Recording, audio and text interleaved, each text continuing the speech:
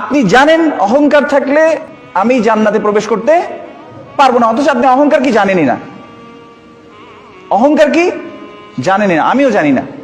ধরেন, তার মানে আমি আসলে রাসূল সাল্লাল্লাহু আলাইহি ওয়াসাল্লাম যেটা থেকে নিষেধ করেছেন সেই বিষয় সম্পর্কে আমি এখনো জ্ঞান অর্জন করিনি।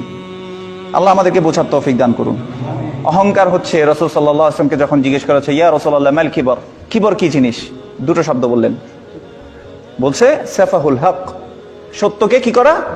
প্রত্যাখ্যান করা। ওয়া গামতুন নাস অথবা গমসুন নাস, দুইটা riwayate দুই রকম আসছে। মানুষকে হেয় মনে করা। দুটো ছোট শব্দ, দুটো ছোট শব্দে আল্লাহ রাসূল সাল্লাল্লাহু আলাইহি ওয়াসাল্লাম অহংকারের সংজ্ঞা দিয়েছেন। সত্য জেনেও যে প্রত্যাখ্যান করে, আর গামতুন নাস মানে মানুষকে হেয় মনে করা। যে কোনো বিষয়ে কোনো মানুষকে যদি কেউ ন্যূনতম ছোট মনে করে তাহলে সে অহংকারী। যেমন কারো টাকা আছে আর সমাজে আরেকজন ব্যক্তির তার টাকা নাই, সে অহংকার করে। এটা একদম কমন প্র্যাকটিস। আরেকভাবে অহংকার হয়, সেটা হচ্ছে জ্ঞানের মাধ্যমে অহংকার হয়। আমি তো জানি, তুমি জানো না কি হইছে, আমি তো জানি, এরকম বলে না অনেকে। তাহলে জ্ঞানও অহংকারী হয়। যেমন আমাদের সমাজে অনেকেই বলে যে কোন মাদ্রাসায় পড়ছো, কতটুকু পড়ছো, নাহু সরফ পড়ছো কিনা, হ্যাঁ ইলমুল বালাগা পড়ছো, ইলমুল কালাম পড়ছো তুমি, বলে কি বলে না?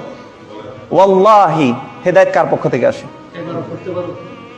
হেদায়েত আসে আল্লাহ সুবহানাহু ওয়া তাআলার পক্ষ থেকে। কেউ জানে না, কেউ জানে না আল্লাহ সুবহানাহু ওয়া তাআলা কাকে কোন কি দিয়ে কোন কাজ করিয়ে নেয়। এই জন্য আমরা কখনো অহংকার করব না।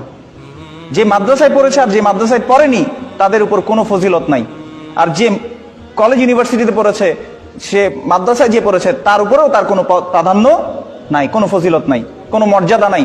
সেই মর্যাদা পান যাকে আল্লাহ সুবহানাহু ওয়া তাআলা মর্যাদা দিয়েছে।